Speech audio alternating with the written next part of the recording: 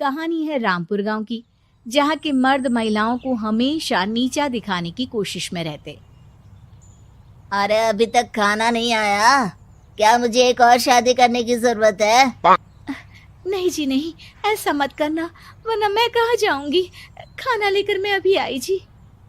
गांव की पंचायत में भी फैसले हमेशा औरतों के खिलाफ ही रहते।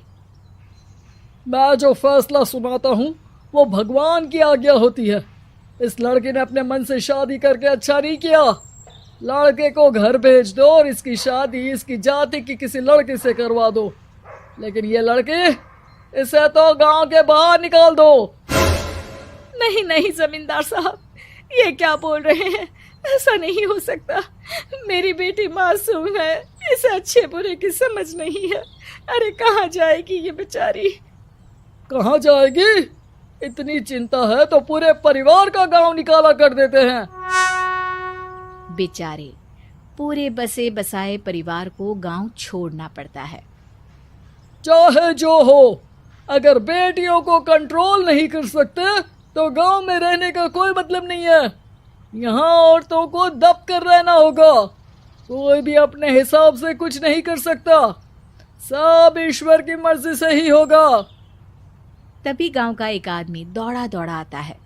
सरपंच साहब, जमींदार साहब, वो कालिया है ना, उसकी बेटी पढ़ने के लिए शहर जा रही है।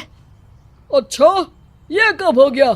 और कालिया की हिम्मत कैसे हो गई ऐसा करने की? लेकर आओ उसे और उसकी बेटी को। बस फिर क्या था, हाजिर हो जाते हैं कालिया और उसकी बेटी सरपंच के सामने। अरे कालिया, ये क्या सुनने में आ रहा है? बेटी को इंजीनियर बना रहा है तू? और ये बता, गांव में तो स्कूल नहीं है, फिर कहां से इतनी क्लास पास कर गई तेरी बेटी? राधा, जो कि कालिया की बेटी है, उसे लगता है कि सरपंच उसकी तारीफ कर रहे हैं। सरपंच जी, मैंने ऑनलाइन पढ़ाई की है, डिस्टेंस लर्निंग से। सभी में मैंने अच्छे नंबर पाए हैं, जिसे देखते हुए शहर की इंजीनियरिंग कॉलेज में मुझे स्कॉलरशिप मिली है। वाह जी वाह, क्या होती है ये? पहले तो ये बताओ, फिर आगे की बात करते हैं। पूरा गांव राधा की बात सुन रहा था और राधा बोलती जा रही थी।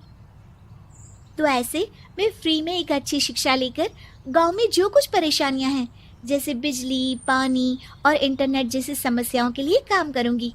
मैं गांव को शहर से जोड़ने के लिए पुल का निर्माण करवाने का प्रस्ताव रखूंगी। मुझे पूरी उम्मीद है कि जल्द ही हमारा गांव भी तरक्की की राह पर चल पड़ेगा। राधा की बात सुनकर सारे गांव वाले ताली बजाने लगते हैं। सरपंच को समझ नहीं आता कि वो क्या करे। चुप रह नादान लड़की, गांव के खिलाफ जाने के लिए तुझे गांव से बेदखल कर दिया जाएगा, वो भी पूरे परिवार के साथ। और हाँ, अगर ठीक से गांव में रहना चाहती है तो ये पढ़ाई लिखाई छोड़ दे। हम तेरे लिए गांव का कोई होनहार लड़का देखेंगे। तभी गांव का एक आदमी बोल पड़ता है। अरे नहीं नहीं सरपंच जी, राधा बिटिया जो बता रही है, अगर वैसा हो जाए तो हम लोगों को पैसा कमाने के लिए बाहर नहीं जाना पड़ेगा। हाँ जी, और ना ही कोसों दूर पानी के लिए भटकना पड़ेगा। हमारे बच्चे भी अच्छी पढ़ाई कर सकेंगे और आगे बढ़ेंगे, ना कि हमारी तरह खेती करते बैठेंगे। क्यों गांव वालों, राधा बिटिया का साथ देना चाहिए ना। सरपंच देखता है कि गांव राधा के साथ है तो वो चुप हो जाता है।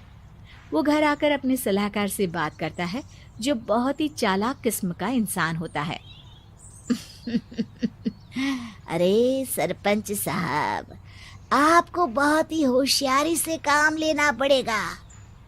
एक बार गांव तरक्की कर गया, यहाँ के बालक पढ़ लिए तो कोई ना पूछेगा आपको।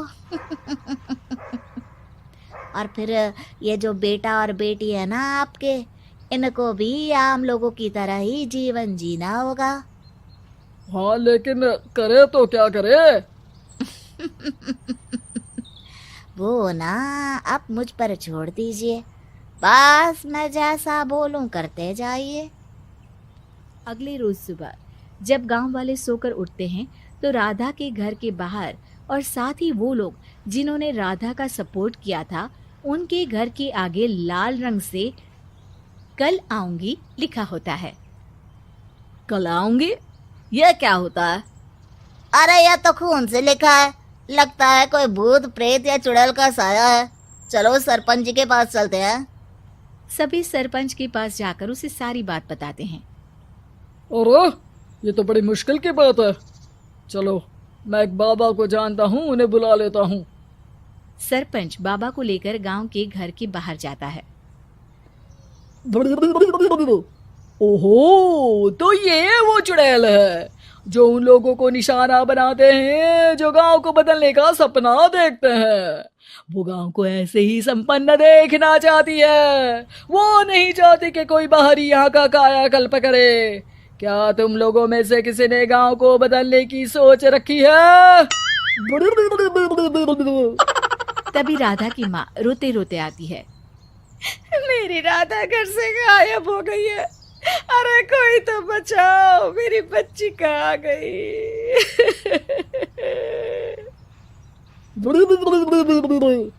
ले गई वो चुड़ैल, तेरी बच्ची को ले गई। अब वो उसे श्रापित करके छोड़ेगी, उस पर चुड़ैल का साया हो जाएगा। तभी बुरी सी हालत में राधा भी वहां आ जाती है। उसके बाल चुड़ैल की तरह फैले होते हैं और कपड़ों में खून लगा होता है। सभी राधा को देखकर डर जाते हैं। माँ, पता नहीं मुझे कौन उठा कर ले गया था। अरे दूर दूर हो जा चुड़ैल, अब हम लोग इस गांव में नहीं रुकेंगे। अरे कैसे बातें कर रहे हैं आप? कल तो आप मेरे भरोसे गांव का हुलिया बदलने, अपने बच्चों को पढ़ाने और तरक्की उन्नति की बात कर रहे थे, तो आज क्या हो गया आपको? ये फिर तुम लोगों को बहकाएगी। ये चुड़ैल गांव में आ चुकी है, ऐसे ही ये तुम्हारे घर के बच्चों को भी ले जाएगी। गांव वाले राधा को गांव से बाहर निकाल देते हैं। उसके माँ बाप रोते रहते हैं, लेकिन गांव वाले नहीं मानते। मैं भी अपनी बहन के साथ गांव के बाहर रहूंगा, लेकिन वो पढ़ाई नहीं छोड़ेगी। वहीं सरपंच के घर पर सलाहकार कहता है। देखा, सांप भी मर गया और लाठी भी नहीं टूटी। लेकिन अगले ही दिन सरपंच के घर के बाहर भी वही शब्द लिखे होते हैं और फिर सरपंच की बीवी कहती है, हमारी बेटी को किसी ने अगवा कर लिया है। तभी राधा का भाई वहां आ जाता है। अरे गांव वालों, मैंने सरपंच जी की बेटी को देखा था। वो चुड़ैल उसे उठाकर ले जा रही थी। अरे क्या मजाक कर रहे हो? नहीं नहीं सरपंच जी, आप नहीं जानते। वो चुड़ैल अब आपकी बेटी में आ जाएगी, जैसे राधा के अंदर आ गई थी। तभी सरपंच की बेटी वैसी ही हालत में वहां आती है जैसे राधा आई थी। पापा, पता नहीं कैसे मैं गायब हो गई थी। चुड़ैल, इसके अंदर भी चुड़ैल का साया है, मारो इसे। अरे नहीं नहीं, इसे भी राधा के पास गांव के बाहर ही भेज दो। अरे चुप रहो, मेरी बेटी कहीं नहीं जाएगी और चुड़ैल वुड़ैल कुछ नहीं होता है। अरे कैसे बात कर रहे हो सरपंच जी? आप तो बोल रहे थे कि आपका फैसला भगवान का ज्ञान होता है, तो अपने पर बात आई तो अब आप ऐसे बोल रहे हैं। अरे ना ना ना, आपको अपनी बेटी को त्यागना ही होगा। अरे बुलाओ बाबा को।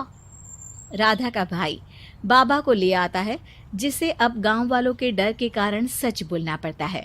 मैं कोई बाबा नहीं हूँ, मैं तो मोची था। ये सलाहकार महोदय ने मुझे कहा था एक्टिंग करने को। अब वो मुझे पैसे देने वाले हैं। अब मुझे माफ कर दो। गलती हो गई, मुझे माफ कर दो। तभी वहां राधा आ जाती है। देखा सरपंच जी, जब गांव के बच्चे साक्षर होंगे तो आप जैसे लोगों की चालाकी नहीं चलेगी।